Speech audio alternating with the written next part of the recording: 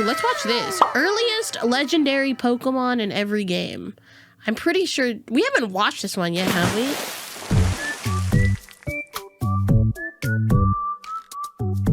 I don't think we have. When you think of the first legendary you get in a Pokemon playthrough, you likely think of the box art legend at the climax of the villain plotline. But for a lot of games, you can actually get a legendary much sooner.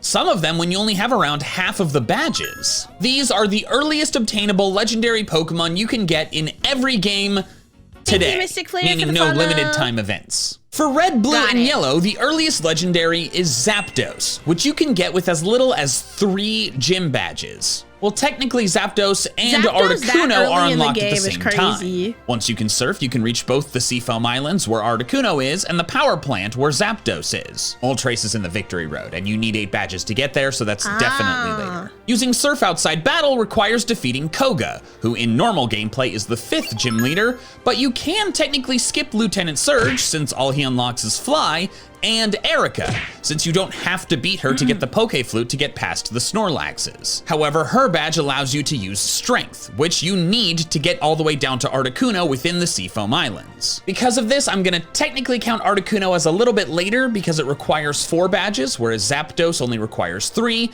But if you play the game normally and don't skip gym badges, you'll get access to both at the same time. Next is Gold and Silver, where the earliest legendaries are the 3 beasts, Raikou, Entei, and Suicune. The 3 They can technically be obtained with as little as 3 badges, but it's not gonna be easy. In Gold and Silver, when the player enters the burned tower basement in Ecruteak City, done before fighting Morty, the 3 beasts will flee and begin roaming Johto. From that point on, they can be randomly encountered roaming throughout the region, so it is technically possible to capture them before progressing past Ecruteak. However, they are roaming Pokemon, which means they flee at the first possible opportunity, something I'm glad the games don't really do anymore because it's just kind of annoying.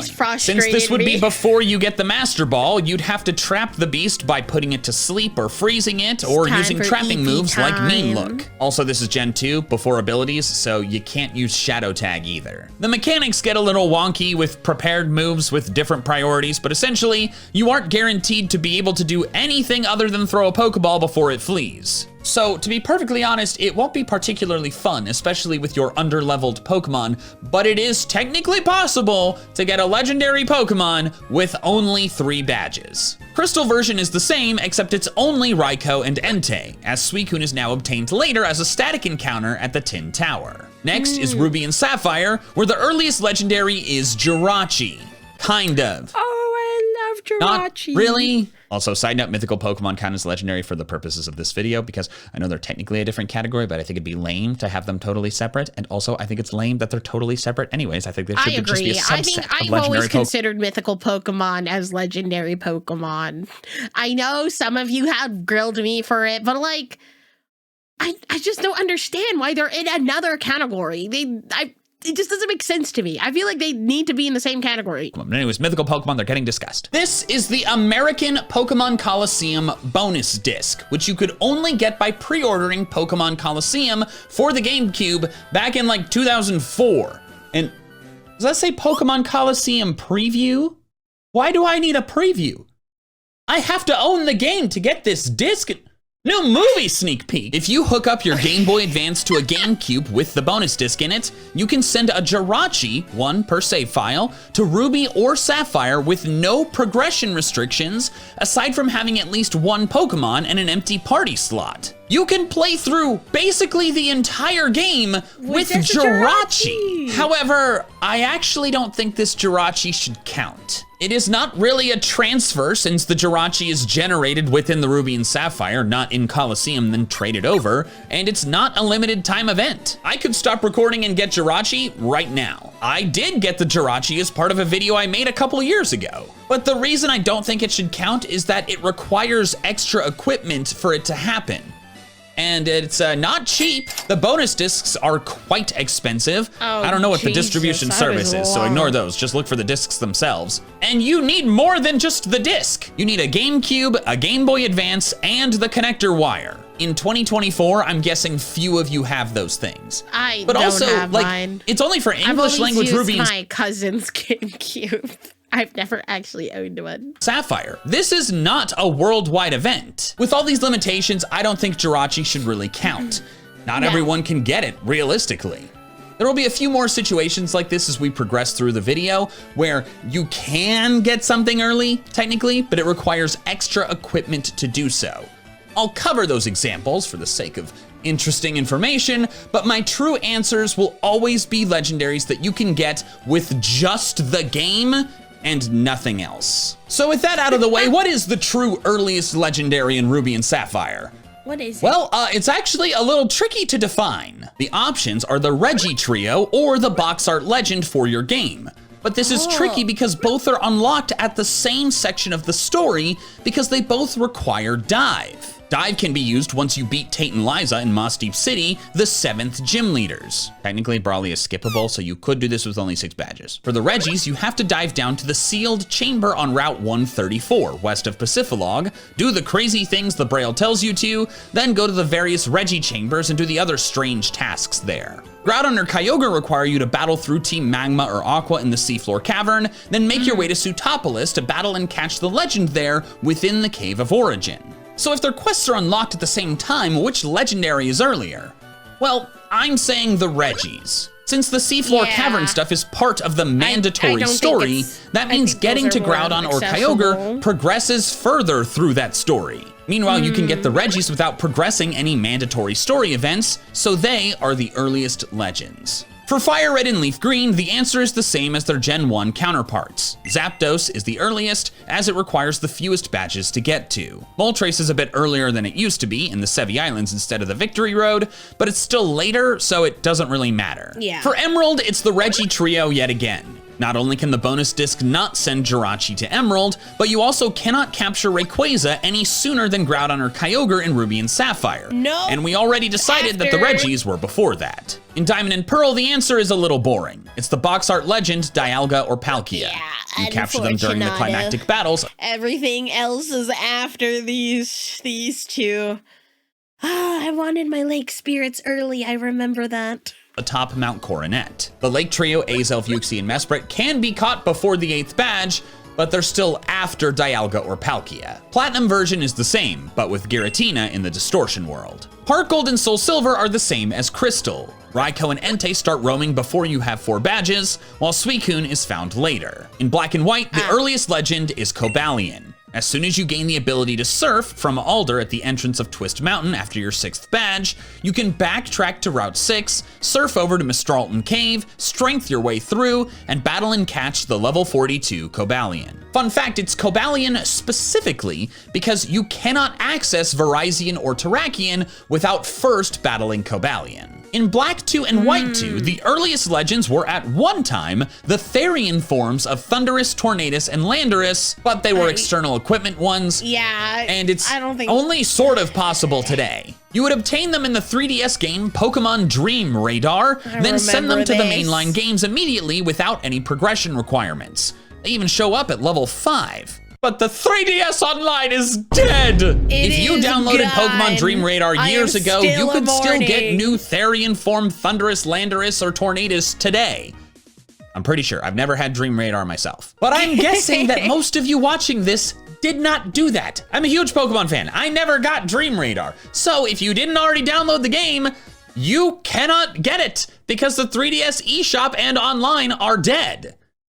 Well, actually, I think you can still get them, but you got to do some serious modding stuff, and that disqualifies it just across the board. So, wanted to cover the Therian form legends, but it's a whole mess. The true earliest legendary in Black 2 and White 2 is once again Cobalion, but not in the same place. Instead of Mistralton Cave, you find Cobalion a tad later, but still after your 6th badge. Progressing north from Undella Town toward Lacunosa Town, you'll basically play chase with Cobalion. It'll eventually stop in a clearing at the north end of the route, and there you can fight and battle it, this time at level 45. X and Y have another boring answer. The earliest legends are the big ones, Xerneas and Yveltal. They're obtained at the climax of the Team Flare story, and all the other legends come after. Next is Omega Ruby and Alpha Sapphire, and unlike the other remakes so far, the answer is very different from their original versions. After you get your 5th badge and the ability to surf, heading east on Route 118 from Mauville City will trigger a cutscene with Steven. And then in the middle of it, one of the Latis shows up requesting your help. You fly on it to Southern Island and find Latios in Omega Ruby and Latias in Alpha Sapphire threatened by one of the evil teams. After you fight off the bad guys, the level 30 Lati joins your team as thanks, and it's holding a Mega Stone, and then Steven gives you the Mega Bracelet. From that point on, you can use Mega Latios or Latias on your team. These Pokemon, in their Mega forms, have base stat totals of 700. That's insane. That is greater than base form Groudon and Kyogre. And you don't even have 6 badges. These games are crazy. In Sun and Moon, the earliest legendaries are once again those on the box art. Yeah. At the altar on Pony Island, Nebby transforms into Solgaleo or Lunala, and after defeating creepy jellyfish Lusamine, you can battle and capture it. But in Ultra Sun and Ultra Moon, things are different. While Necrozma can be found and battled during the climb up Mount Lanakila right before the League, you can get a legendary sooner than that. You can get 2. Or 3. 2? You can actually get a ton. You have to use the Ultra Warp Ride to get to Ultra Megalopolis to defeat Ultra Necrozma and progress the story, but you don't have to right away. You can fly through space as many times as you want and into all the colored wormholes, which means you can find legendaries that appear in them. How many legendaries? Well, if you exclude the ones that require you to trade a version exclusive over and have both in their party, like how you need Groudon and Kyogre in your party to find Rayquaza, but Groudon and Kyogre are found in different versions, you can get in one version of the game, before fighting Ultra Necrozma, 23 different legendaries. That's great. These are all the legends that do not have any specific party requirements to spawn, so all of them tie for the earliest legend in Ultra Sun and Ultra Moon. By far, the highest number of legends obtainable before the Pokemon League in any game. Side note, before we move on to the next game, Ultra Beasts are also obtainable at this point, but they don't actually count as legendary Pokemon. They were coded as sub-legendary for a while, like until Gen 9, actually they're not anymore, but in the official messaging, they were never claimed as legendary Pokemon. So it's more of like a weird quirk of the coding than like actual lore that they were ever considered legendary, which I agree with. There's like, you can get an infinite number of them. I'm like, not really legendary. I made a whole video about this years ago. Let's Go Pikachu and Eevee are much like Ruby and Sapphire. You can get a super early mythical Pokemon if you have the right external equipment. If you have the Pokeball Plus controller accessory thing, you can get Mew before your first badge. And in fact, I used Mew on my first playthrough team in Let's Go Pikachu. But this was actually evil. Like, the most anti-consumer BS Pokemon has ever done. I'm not exaggerating. A Pokeball Plus was $50. I bought it too. I have mine still. And it just... I used it for Pokemon Go. I didn't even use it to play the Let's Go game. I used it for Pokemon Go. Dispensed 1 Mew. Not 1 per save file of the mainline game, like the Jirachi bonus disc. 1 Mew in total. It was $50 for 1 Pokemon. You want a second Mew? So like you and your partner or your sibling can play through your own files with Mew? Screw you, buy another $50 Pokeball Plus, which they're on eBay. You can find them on eBay for less than the $50 they originally went for, because guess what? The Mews aren't on those freaking Pokeball Pluses anymore. It's not even a good accessory. It was a crap accessory. You're supposed to be able to like control the game with it and it would make noises and stuff. It sucked as a controller. You never knew which way to hold it. And like the Pokeballs went everywhere. I tried using it at first. I switched to the Joy-Cons immediately. Absolute crap, start to finish, anti-consumer garbage. Sorry. I think he's mad, guys. Actually, no, I'm not sorry. That's like one of the more justified rants I feel like I've ever had in one of my videos. So not sorry, but the bottom line is Mew definitely doesn't count. And I actually think it would be almost impossible to get that Mew today. So the true earliest legendary, it's Zapdos again. But But it's actually more of a it is. tie with Articuno this time. Since you don't need any specific gym badges to use the secret technique HM replacements, that means they're both accessible at the same point with the same number of gym badges, while Moltres and Mewtwo are still later. Next is Sword and Shield, which could also receive the Mew from the Pokeball Plus, but obviously, screw that. The earliest legendary is once again at the climax of the villain's story, if you can even call Chairman Rose a villain, but it's not the box art legends. Instead, it's Eternatus. Chairman Rose was an ass fucking villain. I still forget that he was like the bad guy. God damn. Which you are actually forced to catch as part of stopping the Darkest Day. That is, if you don't have the DLC. DLC's kind of fuzzy, because I'm saying, external equipment doesn't really count. Does the DLC count as external equipment? Because it is an additional purchase beyond the base game.